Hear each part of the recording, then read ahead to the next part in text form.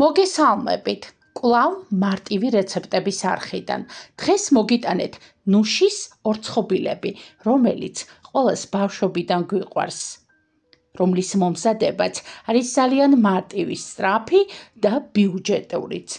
შინაურულზე არის ორცხობილების მარტივი რეცეპტების მთელი ალბომი.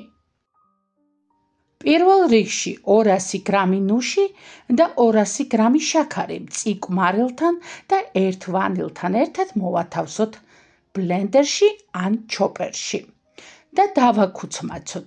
აუცილებელი არ არის ნუში ფქვილისებრ სტრუქტურამდე დავიყვანოთ. როცა დავაქუცმაცებთ, მაშინ გადმოვიტანოთ ცალკე ჯამში და მოვამზადოთ წინასწარ 3 კვერცხის ცილა. ჯამში მოთავსების შემდეგ 3 კვერცხის ცილა დავამატოთ ჩვენს უკვე დაქუცმაცებულ ნუშის მასას და კარგად ამოვურიოთ. როცა კვერცხის ცილას და ნუშის მასას ერთმანეთში კარგად ამოვურებთ და მივიღებთ ასეთ წებოვან მასას. შემდეგ წინასწარ ავადუღოთ ქვაფში წყალი და ზემოდან დავადგათ ჩვენი მასა თავისჯამიანად და მუდმივად ვურიოთ.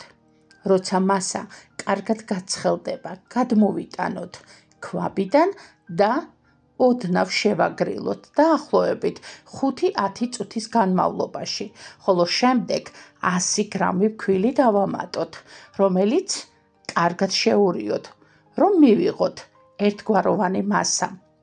ასეთ წებოვან ცომს მივიღებთ, რომელიც გადავიტანოთ სასურველ ზომის პატარა ორცხობილებად ქაღალდ დაფენის საცხობ ფირფიტაზე.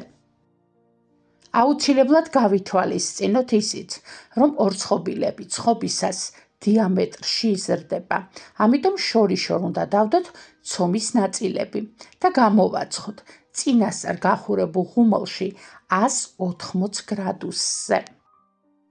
გამოცხობის შემდეგ შევაგრილოთ ქაღალდზევე ორცხობილები და მხოლოდ შემდეგ ავიღოთ და ასეთ გემრიელ და ყველასთვის საყვარელ ნუშის ორცხობილებს მივიღებთ. შინაურულზე არის არაერთი ორცხობილის რეცეპტი. დღეს ამით გემშვიდობებით. მადლობა რომ გიყურეთ. მომავალ მარტივ რეცეპტამდე.